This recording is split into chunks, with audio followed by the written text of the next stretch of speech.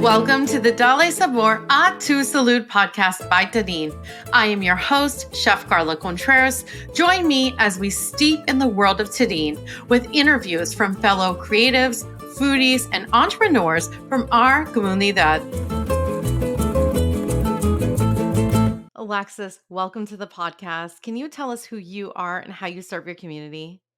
Yes, Carla, thank you so much. I'm so happy to be here today. My name is Alexis Durham, and I'm an herbalist. And that means that I study plants and how they impact our health and our wellness.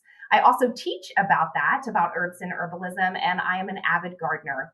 And I'm here today as the Director of Education for the American Herbal Products Association. Alexis, I would love to know what's in your taza, your mug today. Well, in my mug today, I am actually blending two different Tadin teas. I started this a few weeks ago and I'm really enjoying it. I just kind of keep it going. I have one bag of the hibiscus and one bag of the chamomile. And it is red and aromatic and just beautiful and delicious. And I'm really enjoying that blend.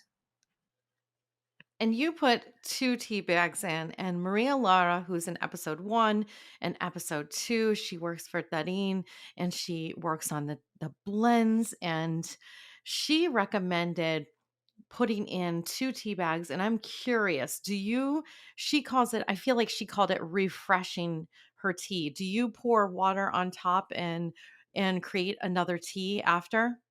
I do. Yes, I do often use 2 tea bags like she does, and I will add additional water. There's more to extract, if you have more herbal material in there. So I keep it going as long as I've got good aroma and color coming from the tea bags. I'll add additional water. And I love that Tadin tells you that you can use 1 or 2 tea bags, on your directions, because that suits someone like me who just wants a little bit more. Yeah, I mean, I have 2 right now. Actually, I have 2 throat wellness in Oh, here. I nice. use that when I drink for the podcast. Makes sense. Totally, right? 'Cause Yes. it's all about the throat. As an herbalist, I'm curious, what's your favorite herb? This is always a tough question, I think, for an herbalist, but I have to say, especially at this time of year, it's the spring right now, that dandelion is a favorite of mine. I love that its sunny flowers appear in the spring after the winter when it's maybe felt like a darker time. And I'll often take it as a tea or as a tincture. And I also love that dandelions to me really stand for tenacity, and kind of sticking through it. And then they're also an early food source for pollinators. So I think there's a lot to love about dandelion. Oh, that's so fascinating. And there is a dandelion tea. It's a dandy tea. It's a dandy detox in the organic line for Tadine. And I actually drink that every single morning. It's one of my favorite teas. It's a good ritual. Smart. Can you tell us about tea drinking culture when you were growing up? Yes. Tea was a big part of my life growing up, although I reflect on that more now, I think, than I did as it was happening.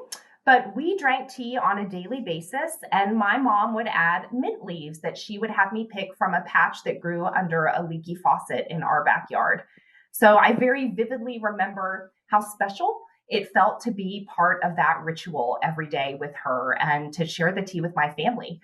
She also made a lot of sun teas, which I don't do as often anymore, but really thinking about this makes me think I should. Might be doing that this summer. Alexis, can you tell us about why it's important to educate ourselves about herbs? Sure. I mean, educating a lot of reasons. I would say educating ourselves on the herbs we choose to consume is helpful for safety reasons. And of course, it's really important that we make educated decisions about what we put into our bodies.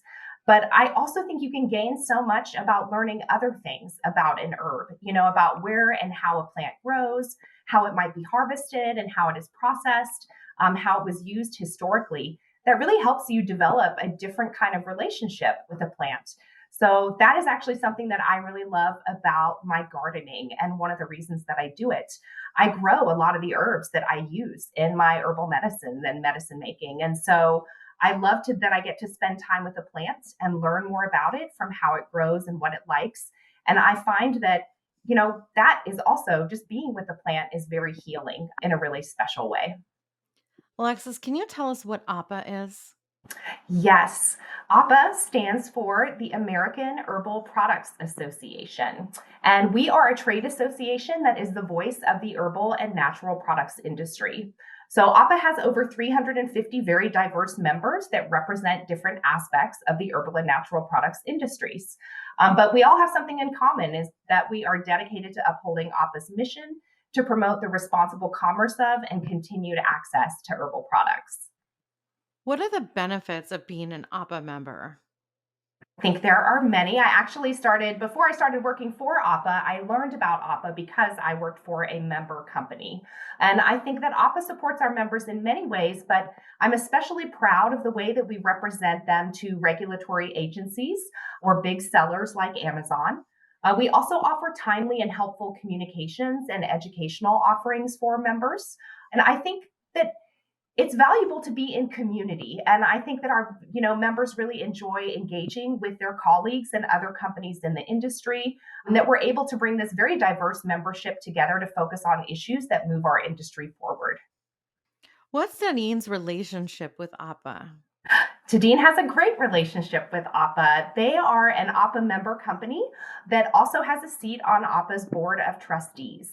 Tadin also participates in APA's committee meetings, including on our tea and infusion products committee, which makes a lot of sense given Tadin's product offerings. But the committee system is nice because it allows Tadin to collaborate with other members of APA on topics that are, important to them and specific to Tadin. So again, such as tea and infusion. So they can focus in smaller groups on topics that are essential to advance the industry. How does APA play a role in herb education and the herb industry? Sure. Speaking from my position as a facilitator of the events, I help to facilitate online and in person educational events, with the intention of keeping our members informed on a variety of industry happenings. So those might include regulatory updates, updates to trade requirements. There might be issues sourcing specific botanicals that folks need to be aware of. And something that's unique and special that we do is also offer some science based workshops to the herbal and natural products industry to help keep them current from a quality assurance and control perspective. Alexis, can you give us some examples of APA educational events? Absolutely. We actually recently partnered with Amazon to offer a webinar on their brand protection services that I found very helpful. So many of our members sell on that platform, and so it's useful for them to know how they can protect their brands. I'm also planning an upcoming webinar called Packaging Innovation Progress Over Perfection that I'm very excited about. And so we are inviting companies to share their stories of transitioning to more sustainable packaging options. So our hope there is that they can inspire and educate other members because the sustainable packaging journey can take longer and be more challenging than people think. So, I'm hoping our members can support and collaborate with each other through that event. What makes APA unique in the herbal industry? I think really Office staff is what makes us unique. We are a small but mighty team, I like to say, but we have very special expertise on the history, science, and regulation of botanicals that uniquely positions us to serve members who sell herbal products. And you mentioned Amazon. So I'm Yes. curious, how does APA keep products safe on Amazon? Yes, I mean, APA doesn't have a special seal or label, for people to put on their products. But what we do require from our members is that they follow APA's code of ethics as well as our business and trade requirements. And so we also continue educating them on regulatory and safety requirements just to support them. They joined APA because they care about selling safe and responsible herbal products. So we do what we can to support them in accomplishing that and to keep them offering safe products on Amazon and other platforms too. Alexis, how can we find and support APA? I'm happy to share some links with you after the podcast, but we are online at appa.org. That's AHPA.org. We are also active on Instagram and LinkedIn. And I think honestly, the best way you can support APA is by supporting our members. Buy more Tadin teas, please. We also have a member directory online where you can look at some of the other great brands that are AHPA members that would be wonderful to support as well. Gracias. Thank you so much for steeping in the world of Tadin. I am your host, Chef Carla Contreras. You can find Tadin at Tadin Teas on Instagram and more information in the show notes. If you're on iTunes or Spotify, please leave us a review. Adios.